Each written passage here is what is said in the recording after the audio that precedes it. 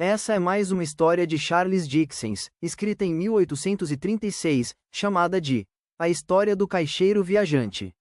Acompanhe. Era um fim de tarde, perto das 5 horas, assim que começou a escurecer. Um homem num cabriole poderia ter sido visto, instigando seu cavalo cansado na estrada que passa para o outro lado de Marlborough Downs, na direção de Bristol.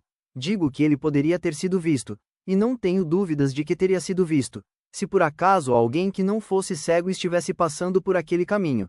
Mas o tempo estava tão ruim, e a noite tão gelada e úmida que não havia nada nem ninguém lá fora, só a água. E assim o viajante chacoalhava no meio da estrada deserta e bastante fúnebre. Se algum caixeiro viajante naquele dia pudesse ter avistado a pequena e frágil espécie de cabriole, cor de barro com rodas vermelhas e uma veloz égua baia rabugenta e geniosa, que parecia uma cruza de cavalo de açougueiro com pônei barato do correio, ele teria reconhecido na hora que esse viajante só podia ser Tom Smart, da grande firma de Bilson e Sloane, da rua Cateaton no centro financeiro de Londres.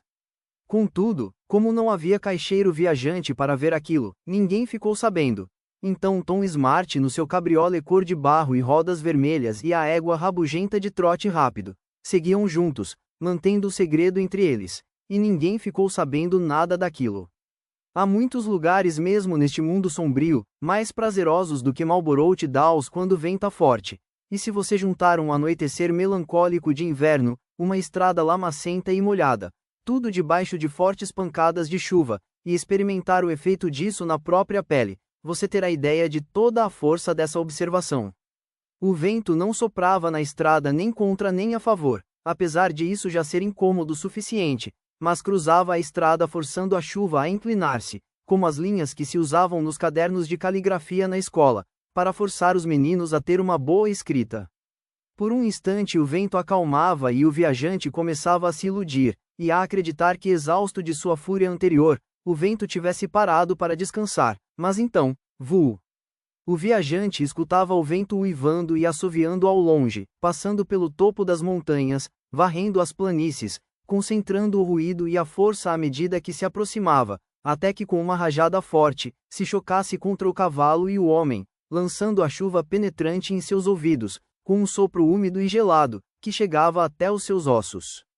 Ao passar por eles, o vento corria para longe, bem longe, com um estrondoso rugido, como se zombasse das suas fraquezas e se vangloriasse de sua força e poder.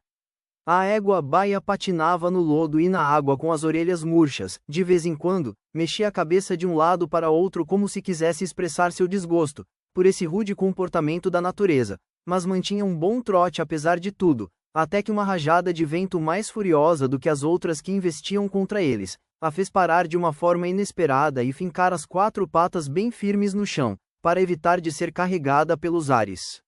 Foi muita sorte ela ter feito isso, pois se tivesse sido carregada pelos ares, ela era tão leve, o cabriole tão leve e Tom Smart também tão leve, que com toda a certeza todos eles teriam sido levados de roldão até que alcançassem os confins da terra, ou até que o vento cessasse. De qualquer modo, muito provavelmente nem a égua rabugenta, nem o cabriole cor de barro com rodas vermelhas e nem Tom Smart, nunca mais estariam aptos a trabalhar de novo. Bosta, que se danem os meus suspensórios e as minhas costeletas, disse Tom Smart. Tom algumas vezes tinha uma desagradável tendência a praguejar. E continuou, que se danem os meus suspensórios e as minhas costeletas, se ainda não tá bom que chegue, venha vento, pode me derrubar. É provável que você me pergunte por que Tom Smart expressou esse desejo, de ser submetido ao mesmo processo outra vez, se ele já tinha sentido a força do vento antes. Eu te digo, não sei, tudo que sei é o que Tom Smart disse, ou pelo menos era o que ele contava para meu tio que havia dito, o que vem a ser exatamente a mesma coisa. Pode soprar forte, disse Tom Smart e a égua relinchava como se tivesse a mesma opinião. Ânimo minha velha, disse Tom dando batidinhas no pescoço da baia com a extremidade do chicote. Não adianta continuar com uma noite assim. Na primeira casa que aparecer nós paramos. Então, quanto mais rápido você andar mais cedo isso acaba. Vamos lá, minha velha. Calminha, calminha. Se a égua rabugenta estava familiarizada o suficiente com as tonalidades de voz de Tom Smart para compreender seus significados, ou se ela achou que sentiria mais frio ficando parada do que indo em frente, Isso eu não sei dizer, mas sei dizer que tão logo Tom terminou de falar, ela pôs as orelhas em pé e seguiu em frente, tão rápido que fez o cabriolé cor de barro chacoalhar, e até se podia imaginar que cada um dos raios vermelhos das rodas sairia voando pela relva de Marlborough Downs, e até mesmo Tom, que era um bom condutor, não pôde parar nem diminuir o galope da égua. Até que ela parou do lado direito da estrada, por vontade própria, na frente de uma estalagem de beira de estrada, cerca de um quarto de milha, ou seja, uns 400 metros depois da divisa de Dawes. Tom deu uma olhadela na parte superior da casa, enquanto jogava as rédeas para o cavalariço, e enfiava o chicote na boleia. Era um lugar antigo e estranho. As paredes revestidas com aquelas tabuinhas de madeira, shingles, pareciam trazer embutidas em si as vigas aparentes da construção. Cada janela tinha o seu próprio telhadinho de 2 águas, e todas se projetavam sobre o passeio e uma porta muito baixa com um alpendre muito escuro, e um par de degraus íngremes que desciam para dentro da casa, em vez do estilo moderno com meia dúzia de degraus que subissem para dentro da casa. Contudo, era um lugar de aspecto confortável, pois uma luz forte e convidativa na janela do bar espalhava um raio de luz brilhante que atravessava a estrada, e até mesmo iluminava os arbustos do outro lado, e havia uma luz avermelhada cintilando na janela do outro lado da casa, por um momento mal discernível, e já no outro instante reluzindo muito forte através das cortinas fechadas, indicativo de um fogo intenso na lareira acesa lá dentro.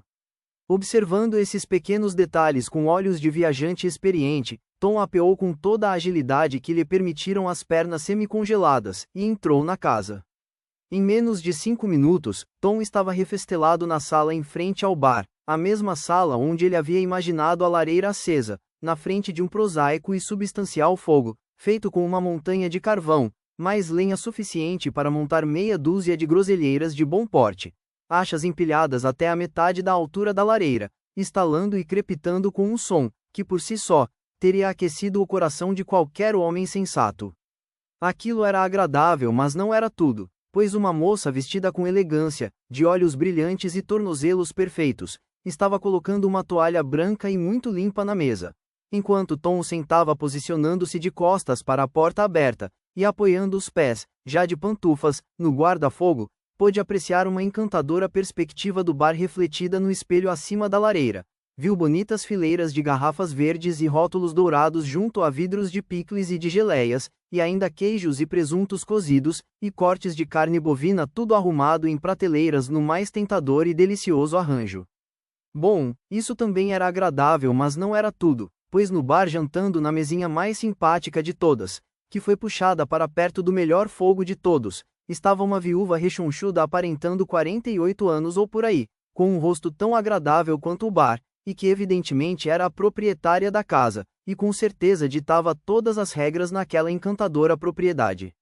Havia apenas um senão na beleza de todo esse cenário: um homem alto, muito alto, de casaco marrom com botões brilhantes, de cabelo humano trançado, e cobre suíças pretas, cabelo preto e ondulado, sentado à mesa da viúva jantando com ela. E não era preciso muita perspicácia para descobrir que ele estava de modo muito justo, encarregando-se de persuadi-la a não permanecer viúva por mais tempo, e conferir a ele o privilégio de tomar assento naquele bar, para e durante o resto do tempo de sua vida natural. Tom Smart não tinha de modo algum um temperamento irritadiço ou invejoso, mas fosse como fosse, o homem alto de casaco marrom com botões brilhantes, e de cabelo trançado, despertava nele o pouco de rancor que havia no seu íntimo e fazia com que ele se sentisse indignado, especialmente porque podia observar, em alguns momentos, do seu lugar diante do espelho, umas certas intimidades afetuosas entre o homem alto e a viúva, indicando com clareza que a viúva o tinha em alta conta. Tom gostava de ponche quente, posso me arriscar a dizer que ele gostava muito de ponche quente, e depois de certificar-se que a égua rabugenta estava bem alimentada e bem abrigada, e depois de ter comido até o último pedacinho, o saboroso prato quente que a viúva arranjara para ele com as próprias mãos, ele pediu um copo de ponche, só para experimentar. Agora, se havia uma coisa entre todas as muitas variedades de prendas domésticas, que a viúva sabia fazer melhor do que as outras, isso era o ponche, e o primeiro copo estava bem ao gosto de Tom Smart, tão bem feito que ele pediu uma segunda dose logo em seguida. Ponche quente é uma coisa prazerosa ao extremo em quaisquer circunstâncias, mas naquela sala antiga e acolhedora, diante de um fogo crepitante, com o vento soprando lá fora, fazendo ranger vezes sem fim cada tábua da velha casa, Tom Smart achava o ponche quente simplesmente perfeito. Ele pediu outro copo e depois outro, não estou bem certo se não pediu mais um depois, mas quanto mais bebia o ponche, mais ele pensava no homem alto. Raios que o partam, o seu descarado, pensou Tom consigo mesmo. O que ele veio fazer aqui neste bar aconchegante? E ainda por cima é um raio de feio esse canalha, pensou Tom. Se a viúva tivesse bom gosto, é certo que podia escolher um sujeito melhorzinho do que esse. Os olhos de Tom foram do espelho acima da lareira, para o copo em cima da mesa. E como ele percebesse que estava ficando sentimental, esvaziou o quarto copo de ponche e pediu o quinto. Tom Smart tinha sido sempre muito ligado ao atendimento ao público. Sua ambição por muito tempo tinha sido trabalhar num bar, de sua propriedade, vestindo um casaco verde, calças que vão até logo abaixo dos joelhos, e botas de cano alto. Ele tinha ideias grandiosas, de presidir jantares festivos, e com frequência pensava em como poderia administrar um espaço assim, em sua propriedade no departamento de conversas, e que exemplo importante ele poderia dar aos clientes no departamento de bebidas. Todas essas coisas passavam-se com rapidez pela mente de Tom, enquanto ele bebia o ponche quente perto do fogo crepitante, e ele se sentiu com muita justiça e com muita propriedade, indignação porque o homem alto estava na bela posição de tocar um estabelecimento, de tal excelência, enquanto ele, Tom Smart, estava tão longe disso, como sempre estivera. Então, depois de refletir enquanto tomava seus 2 últimos copos de ponche, se não tinha todo o direito de puxar uma briga com o homem alto, por ele ter tramado para cair nas boas graças da viúva rechonchuda. Tom Smart por fim chegou a uma conclusão satisfatória. Ele era um sujeito maltratado e perseguido pela sorte, então era melhor ir para a cama.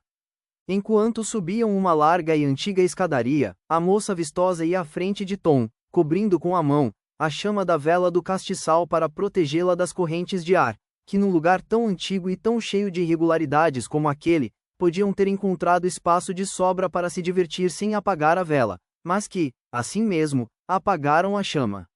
Isso permitia aos inimigos de Tom uma oportunidade de afirmar que era ele, e não o vento, que apagara a vela, e que enquanto ele fingia soprar para acendê-la de novo, estava de fato beijando a moça. Seja como for, conseguiram uma luz nova, e Tom foi levado por um labirinto de quartos e por um labirinto de corredores, até os aposentos que haviam sido preparados para ele, onde a moça desejou-lhe uma boa noite e o deixou sozinho.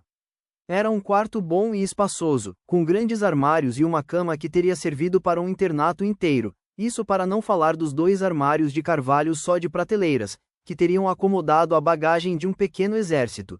Porém, o que mais instigou a imaginação de Tom foi uma cadeira esquisita, de encosto alto, de aparência sinistra, entalhada de maneira absolutamente fantástica, estofada com um adamascado de estampa floral. Os pés arredondados estavam cobertos com um pano vermelho, com todo o capricho, bem amarrado como se a cadeira sofresse de gota. No caso de qualquer outra cadeira esquisita, Tom apenas teria pensado que era uma cadeira esquisita, e isso teria dado por encerrado o assunto. Mas havia alguma coisa naquela cadeira em particular, e no entanto ele não sabia dizer o que era. Tão estranha e tão diferente de qualquer outro móvel que ele já tinha visto, isso parecia fasciná-lo. Ele se sentou em frente à lareira e fixou o olhar na cadeira antiga por meia hora. Que se danasse a cadeira, aquela coisa era tão velha e tão estranha que ele não conseguia desgrudar os olhos. Bem, disse Tom, enquanto ia tirando a roupa devagar, e olhando fixo o tempo todo para a cadeira antiga, que ficava com o seu aspecto misterioso ao lado da cama. Tom pensava, nunca vi um troço tão esdrúxulo em toda a minha vida. Muito estranho, disse Tom, que tinha ficado um tanto quanto sábio depois do ponche quente. Muito estranho. Tom meneou a cabeça com ar de profunda sabedoria, e olhou para a cadeira mais uma vez. Mas como não sabia o que pensar daquilo, foi para a cama, esquentou-se debaixo das cobertas e pegou no sono. Uma meia hora depois, Tom acordou num sobressalto, de um sonho confuso com homens altos e copos de ponche, e o primeiro objeto que se apresentou à sua imaginação desperta, foi a cadeira esquisita. Não vou olhar mais, disse Tom para si mesmo, e apertou as pálpebras com força, e tentou convencer-se de que ia dormir de novo. Não adiantou, pois dançavam diante de seus olhos nada além de cadeiras esquisitas, jogando as pernas para cima, pulando carneirinho umas com as outras, e fazendo todo tipo de malabarismos.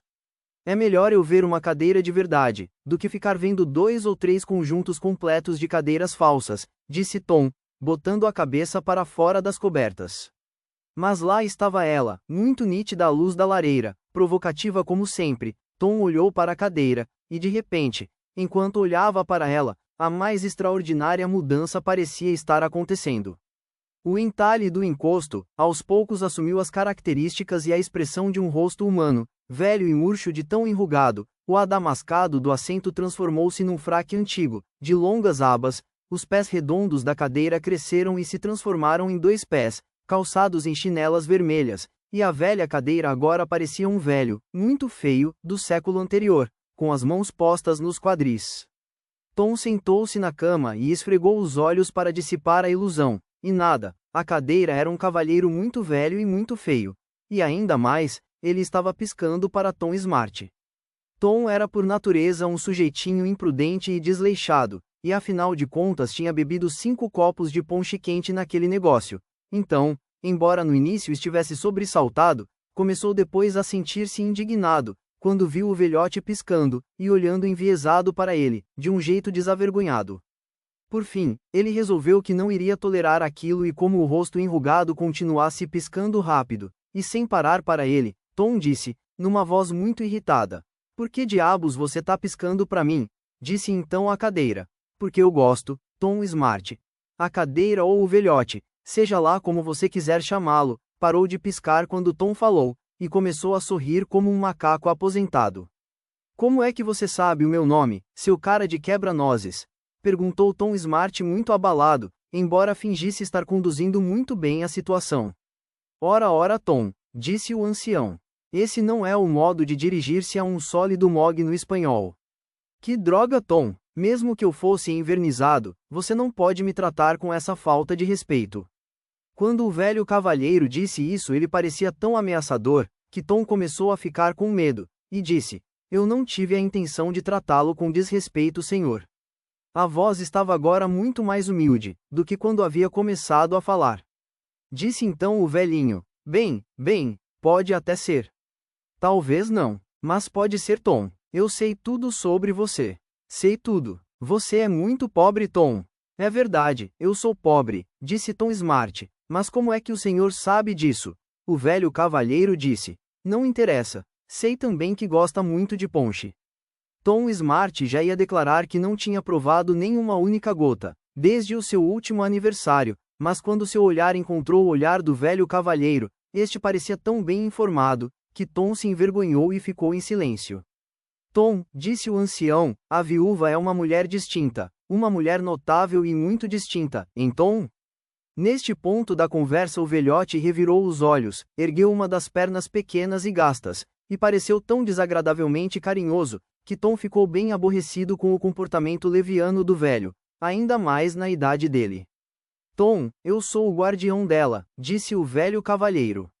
É mesmo? Perguntou Tom Smart. O velhinho respondeu. Eu conheci a mãe dela, e a avó também, ela gostava muito de mim, fez-me até este fraque. Ela fez? Perguntou Tom Smart.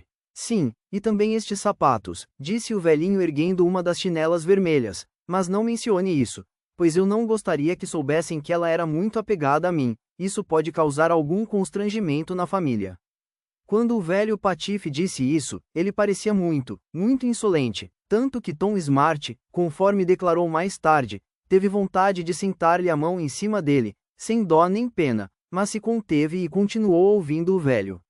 No meu tempo fui muito apreciado pelas mulheres, disse o velho libertino e debochado, centenas de mulheres distintas sentaram no meu colo, por horas e mais horas, o que você pensa disso, seu patife? O ancião ia continuar contando outras proezas de sua juventude, quando foi acometido de um violento ataque de rangidos, e não pôde mais prosseguir. Vendo isso, Tom Smart dentro de si pensou, só pensou mas não disse, bem feito para você, seu caquético.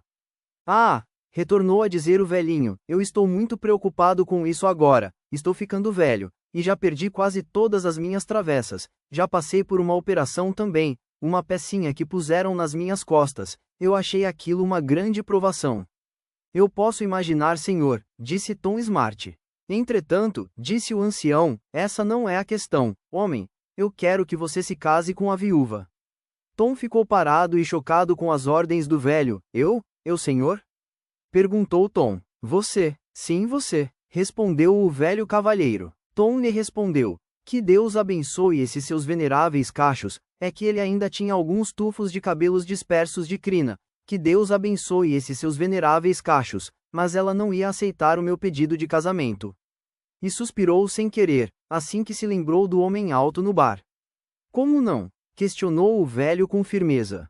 Não, disse Tom, ela já tem um pretendente, é um homem alto, abominavelmente alto, de suíças pretas. Tom, disse o ancião, ela nunca vai aceitar o homem alto. Como você sabe que não vai aceitar? Perguntou Tom. Se o senhor estivesse no bar, o senhor ia contar outra história.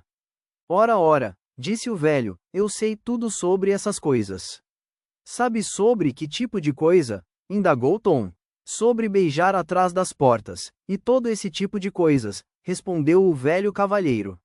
E deu um outro olhar desavergonhado, que fez Tom ficar muito irado, porque escutar um senhor idoso, que devia ter mais bom senso, falando sobre essas coisas é muito desagradável, muito mesmo, muito desagradável. Mas sem pudores o velho continuou. Eu sei tudo sobre essas coisas, eu vi isso tudo sendo feito com muita frequência no meu tempo, entre mais pessoas do que eu gostaria de mencionar a você, mas aquilo tudo não resultava em nada no fim das contas. O senhor deve ter visto uma coisa muito esquisita, disse Tom com um olhar inquisitivo. Você pode até dizer isso, respondeu o velho, com uma piscadela diferente, mais complicada. Eu sou o último da minha família, continuou o velho com um suspiro melancólico. Era grande a sua família? Perguntou Tom. Nós éramos em 12, disse o velho, éramos sujeitos de costas eretas, bonitos e elegantes que dava gosto de ver. Nada parecido com essas aberrações modernas. Nós todos tínhamos braços, e éramos polidos e embora eu esteja falando o que não devo, todos nós éramos capazes de fazer bem ao seu coração, só de nos olhar. Mas o que aconteceu com os outros, senhor? Perguntou Tom. O ancião levou o cotovelo ao olho e respondeu. Foram-se todos. Nós aceitávamos os trabalhos pesados, mas os outros não tinham o meu porte físico, então tiveram reumatismo nas pernas e nos braços, foram parar nas cozinhas e nos hospitais, e um deles, por longo tempo de serviço, e por maus tratos, perdeu o juízo, ficou tão louco que precisou de choques, uma coisa muito triste, Tom. Isso é terrível, exclamou Tom Smart. O velhinho fez uma pausa por alguns minutos, aparentemente lutando contra a emoção, e então disse, entretanto, Tom, eu estou desviando do assunto, esse homem alto, que você viu no bar, é um aventureiro desonesto, no momento em que ele se casar com a viúva, vai vender todos os móveis e fugir. E qual seria a consequência? Ela ficaria abandonada e reduzida a ruínas, e eu, iria passar frio em alguma loja de móveis velhos, de segunda mão e pegaria um resfriado, que me levaria à morte. Sim, mas, não me interrompa, disse o velho cavalheiro, não me interrompa, pois sobre você, eu tenho uma opinião muito diferente, eu bem sei que se você ficasse responsável, por um estabelecimento assim, aberto ao público, você nunca o abandonaria, enquanto houvesse alguma coisa para se beber dentro de suas quatro paredes. Eu lhe sou muito grato por esse elogio, senhor, disse Tom Smart. Por isso, retomou o ancião num tom ditatorial, você deve se casar com ela, e não ele. O que vai impedir isso? Perguntou Tom Smart, ansioso por uma resposta. A revelação de que ele já é casado, respondeu o velho cavalheiro. Como posso provar isso? Perguntou Tom, tirando metade do corpo para fora da cama. O ancião abriu o braço, e depois de apontar para um dos guarda-roupas de carvalho, levou o braço imediatamente de volta à sua velha posição. Ele nem lembra que no bolso direito de uma calça, naquele armário, ele deixou uma carta, que pede que ele volte para sua esposa desconsolada, que ficou com os seus 6, preste atenção Tom, 6 filhinhos, todos eles ainda bem pequenos, disse o velhinho. Assim que o velho pronunciou com solenidade essas palavras, suas feições foram se tornando cada vez menos distintas, e sua imagem mais esfumaçada, a visão de Tom ficou embaçada, o velhinho parecia ir se misturando aos poucos de novo com a cadeira, o fraque adamascado transformando-se no estofado, as chinelas vermelhas encolhendo-se em saquinhos de tecido vermelho, A luz foi se apagando aos poucos, e Tom jogou-se de novo em seu travesseiro e caiu no sono. De manhã Tom despertou de um sono profundo, letárgico, no qual ele havia caído quando o velhinho desaparecera. Ele se sentou na cama, e por alguns minutos se esforçou em vão para relembrar os acontecimentos da noite anterior. De repente lembrou, olhou para a cadeira, era um móvel fantástico e sinistro com certeza, mas só uma notável, engenhosa e viva imaginação poderia ter descoberto qualquer semelhança entre a cadeira e um velho. Qual é a sua idade, velhote? Perguntou Tom. Ele era mais ousado à luz do dia, como a grande maioria dos homens. Mas a cadeira permaneceu imóvel e não falou nada. Manhã miserável, disse Tom, não vai falar nada cadeira velha, mas a cadeira permanecia imóvel. Qual dos armários você me apontou? Você pode me dizer pelo menos isso, disse Tom. Nem por um milagre, a cadeira diria alguma palavra. Em todo caso, não é nada demais abrir um armário, disse Tom saindo da cama com um propósito, e foi até um dos armários. A chave estava na fechadura. Ele girou e abriu a porta. Havia ali uma calça. Ele colocou a mão dentro do bolso e tirou dali uma carta igual àquela que o velho tinha descrito. Que coisa mais esquisita é isso, disse Tom Smart, primeiro olhando para a cadeira, e então para o armário, e depois para a carta, e então para a cadeira de novo. Muito esquisito mesmo, disse Tom. Porém, como não havia mais nada a fazer ali, e para diminuir a esquisitice daquilo tudo, ele pensou que o melhor a fazer era vestir-se e resolver o negócio do homem alto de uma vez, para acabar com o seu próprio sofrimento.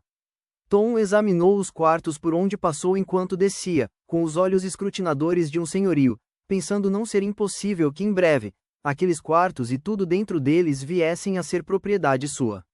O homem alto estava no bar pequeno e confortável, de pé, mãos atrás das costas, como se já estivesse em casa. Sorriu de uma maneira despreocupada para Tom. Um observador casual poderia supor que ele fez isso somente para mostrar os seus dentes brancos, porém Tom Smart pensou que a certeza do triunfo estava passando pelos pensamentos do homem alto, se é que ele pensava. Tom riu na cara do homem e chamou a proprietária. Bom dia, madame. Cumprimentou Tom Smart, fechando a porta da saleta tão logo a viúva entrou. Bom dia, senhor, disse a viúva. O que o senhor deseja para o café da manhã? Tom estava pensando em como abordar o assunto, então não respondeu. Temos um presunto muito bom, continuou a viúva, e uma carne de galinha frita, recheada com toicinho. Posso mandar servir o senhor? Essas palavras despertaram Tom de suas reflexões. Sua admiração pela viúva crescia à medida que ela ia falando, criatura zelosa, provedora de grande conforto. Quem é o cavalheiro no bar, madame? Perguntou Tom. O nome dele é Jenkins, senhor, respondeu a viúva, ficando um pouco corada. É um homem alto, disse Tom. Sim, é um homem finíssimo, senhor, falou a viúva, e um perfeito cavalheiro. Ah! Exclamou Tom. O senhor deseja mais alguma coisa? Perguntou a viúva, bastante intrigada com o jeito de Tom.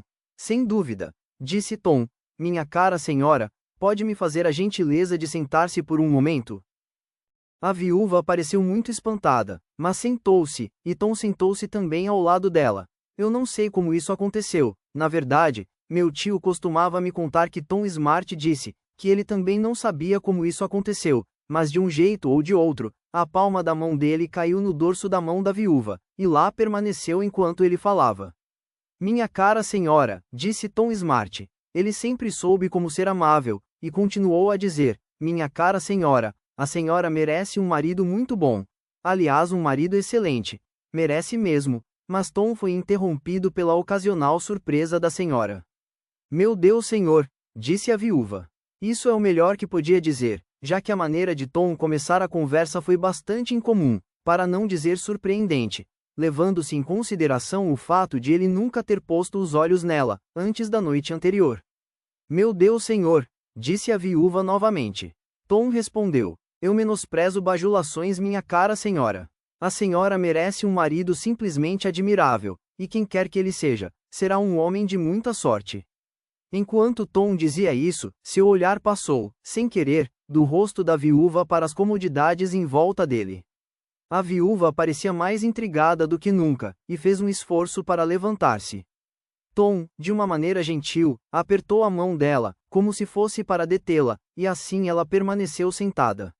As viúvas, em geral, não são tímidas, como meu tio costumava dizer. Tenha a certeza que fico muito agradecida ao senhor, por esses elogios, disse a rechonchuda proprietária, segurando-se para não rir. E se algum dia eu casar novamente, Tom interrompeu, dizendo risonho, se, e lançando para ela um olhar enviesado, com muita astúcia, desde o canto direito do olho esquerdo. Bem, disse a viúva, agora rindo de verdade, quando eu me casar de novo, espero ter um marido tão bom quanto esse que o senhor descreveu. Desde que não seja o Jenkins, disse Tom. Meu Deus, senhor, exclamou a viúva. Ah, não me diga, eu conheço o Jenkins, disse Tom.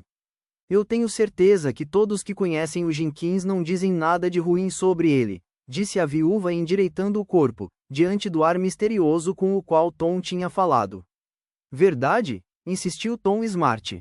A viúva começou a pensar que era chegada a hora de chorar, então pegou seu lenço e perguntou se Tom tinha a intenção de ofendê-la, se ele achava que era coisa de cavalheiro falar do caráter de outro cavalheiro pelas costas, e que se tinha algo a falar porque ele não falava diretamente para o homem, como um homem, em vez de ficar assustando daquele jeito uma pobre e frágil mulher, e assim por diante.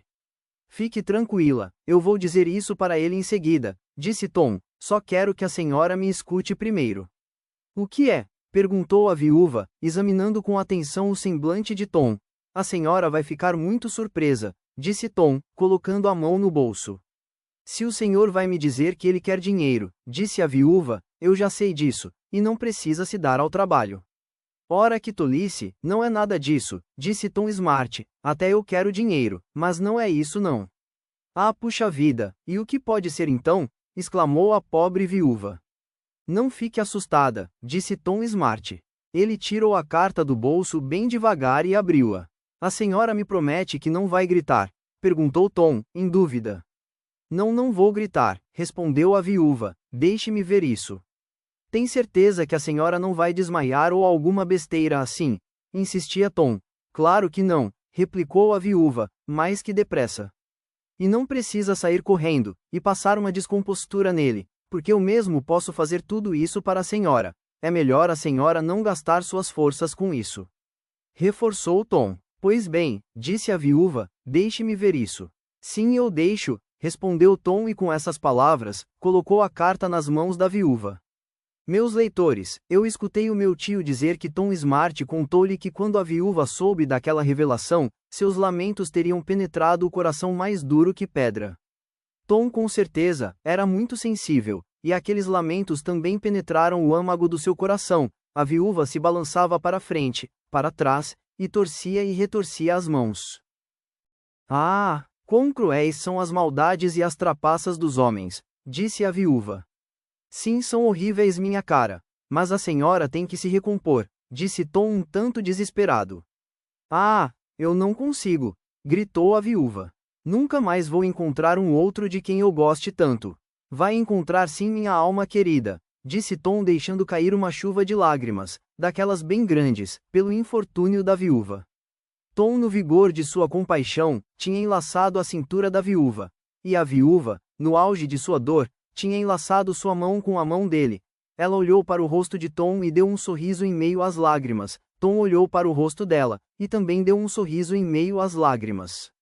Eu nunca consegui descobrir se Tom beijou ou não a viúva naquele mesmo momento. Ele costumava contar para o meu tio que não, mas tenho minhas dúvidas sobre isso. Cá entre nós, acho que sim, acho que ele a beijou sim. De todo modo, meia hora depois, Tom enxotou o homem alto pela porta da frente, e um mês depois, casou-se com a viúva.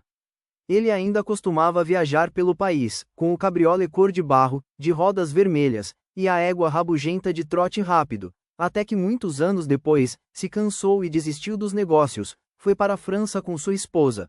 Antes que me perguntem sobre a cadeira velha, eu digo nunca soube o que fizeram com ela. A única coisa que meu tio contou, é que a antiga casa foi demolida. Meus ouvintes, espero que tenham gostado dessa história. Te esperamos na próxima leitura das obras de Charles Dickens. Obrigado.